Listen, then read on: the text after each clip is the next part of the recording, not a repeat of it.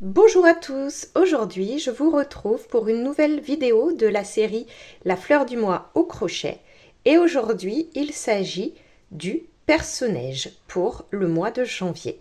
C'est parti pour le tuto.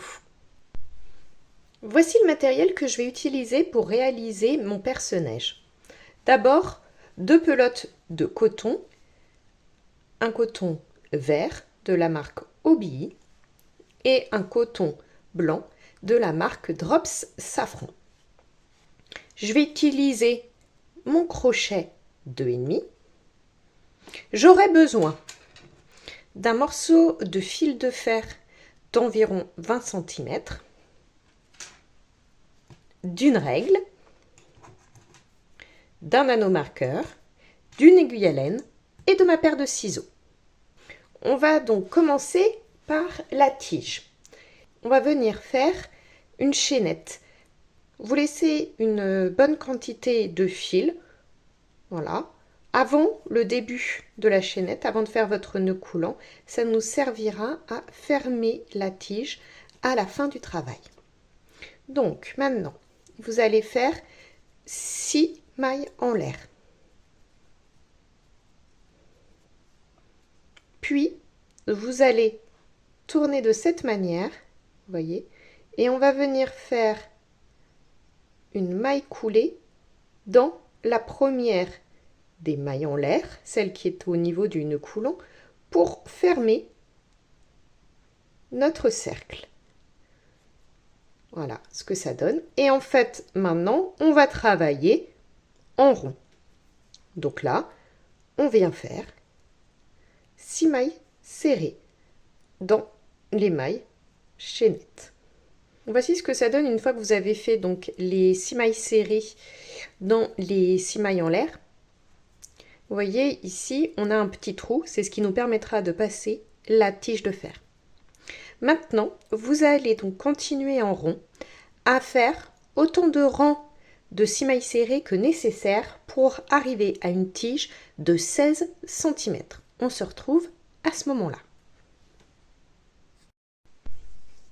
Je viens de finir mes 16 cm de tige. Maintenant, on va continuer et on va faire une maille serrée, une augmentation 3 fois, de manière à avoir 9 mailles serrées sur notre rang. On va encore faire un rang d'augmentation. On va alterner 2 mailles serrées, une augmentation 3 fois, pour avoir 12 mailles serrées sur notre rang. Maintenant, nous allons faire 2 rangs à 12 mailles serrées. Maintenant, on va alterner 2 mailles serrées, une diminution, 3 fois pour avoir 9 mailles serrées sur notre rang. Voici ce que ça donne. Et là, pour ce dernier rang en vert, on va faire donc 9 mailles serrées, mais seulement dans le brin arrière. Et lorsqu'il nous restera une seule maille serrée à faire, on fera un changement de couleur pour prendre le blanc. Quand vous avez changé de couleur, vous pouvez couper le fil vert. Premier rang avec le blanc, on va faire une maille serrée, une diminution, 3 fois de suite, de manière à avoir 6 mailles serrées sur le rang. Donc là, on refait bien des mailles sous les 2 brins. Maintenant, on va venir faire 3 rangs à 6 mailles serrées. On enchaîne avec un rang d'augmentation en alternant une maille serrée, une augmentation 3 fois, de manière à avoir 9 mailles serrées à la fin du rang. On va venir faire un rang sans augmentation à 9 mailles serrées. Ensuite, on va faire 2 mailles serrées, une augmentation 3 fois pour avoir 12 mailles serrées sur notre rang. On va encore faire un rang de 12 mailles serrées et dans la dernière maille serrée, on fera un changement de couleur pour reprendre le vert et vous pourrez couper votre fil blanc. On va faire le dernier rang donc de cette partie-là. Il nous restera ensuite les pétales et donc on va faire un effet de corolle. Donc on fait dans la maille suivante, 3 demi-brides.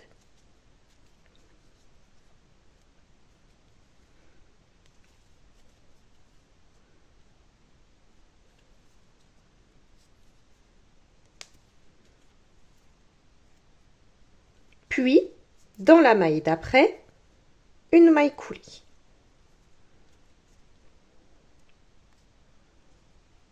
Et on va faire ça tout le tour. Donc ça nous fera 6 fois. La maille d'après, donc on fait 3 demi-brides, puis dans la maille suivante, une maille coulée. Donc vous terminerez ici avec une maille coulée.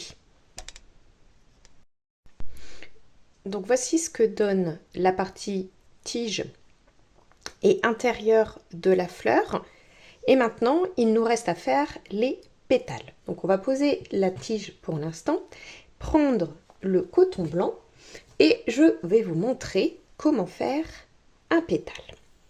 Donc, vous allez faire d'abord une chaînette de 15 mailles en l'air.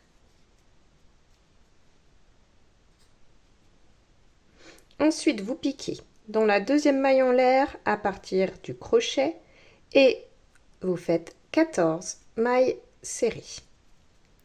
Vous faites une maille en l'air pour tourner et repartir dans l'autre sens. On fait d'abord une maille serrée dans les 2 mailles suivantes.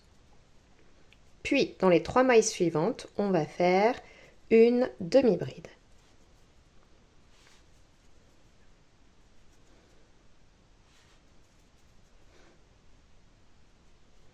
Dans les 4 mailles suivantes, on fait une bride.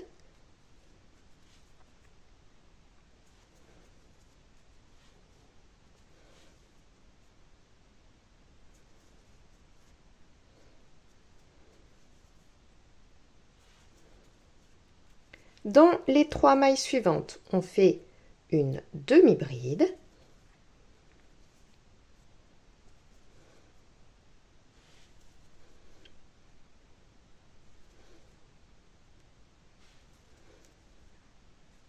Et une maille serrée dans les 2 dernières mailles.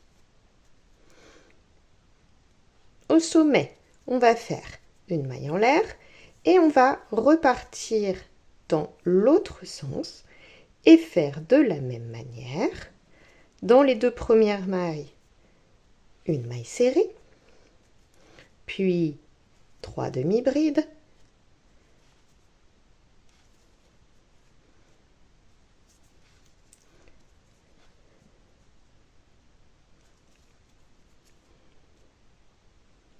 quatre brides,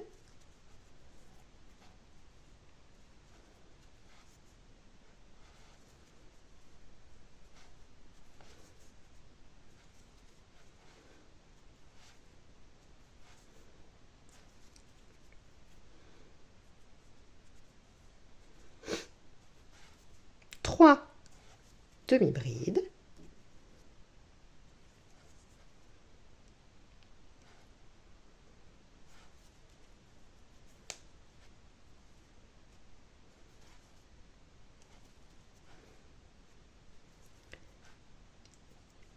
deux mailles serrées,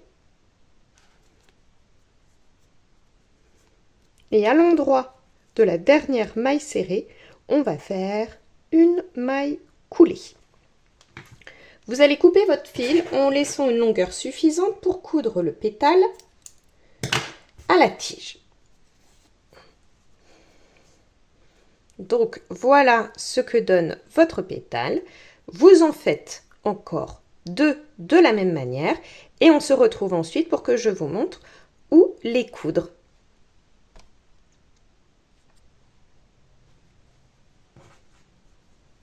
J'ai terminé mes 3 pétales. Alors, pour chaque, je suis venue rentrer le fil de départ proprement à l'arrière du pétale. Donc maintenant, il va falloir coudre ces 3 pétales en fait au niveau des brins avant que l'on avait laissé de côté. D'accord? Quand on avait crocheté seulement sur les brins arrière. Donc, chaque pétale va être cousu sur 3 brins.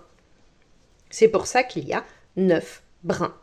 Et pour que ça fasse joli, faites bien attention au sens dans lequel vous allez coudre le pétale. C'est-à-dire que là, on a l'endroit du pétale et là, l'arrière. Donc, il faut que votre pétale soit sur l'endroit et que vous le disposiez de cette manière. Ainsi, à l'intérieur, on aura bien l'envers du pétale. Et après, vous prenez tout simplement votre aiguille à laine et vous accrochez chaque pétale sur 3 brins avant.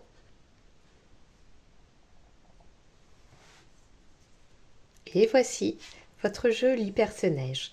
Maintenant, il ne nous reste plus qu'à passer la tige en fer à l'intérieur de la tige. Hop.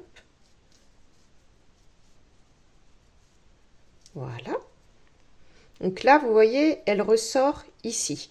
Moi, je vais couper cette partie-là pour qu'on ne la voit pas. Mais l'important, c'est que donc on est passé tranquillement. Maintenant, on va fermer le petit trou ici avec quelques points de couture. Et puis, si vous le souhaitez, comme moi, vous pourrez couper l'excédent de fil de fer. Grâce à la tige en fer, vous pouvez incliner votre perce-neige.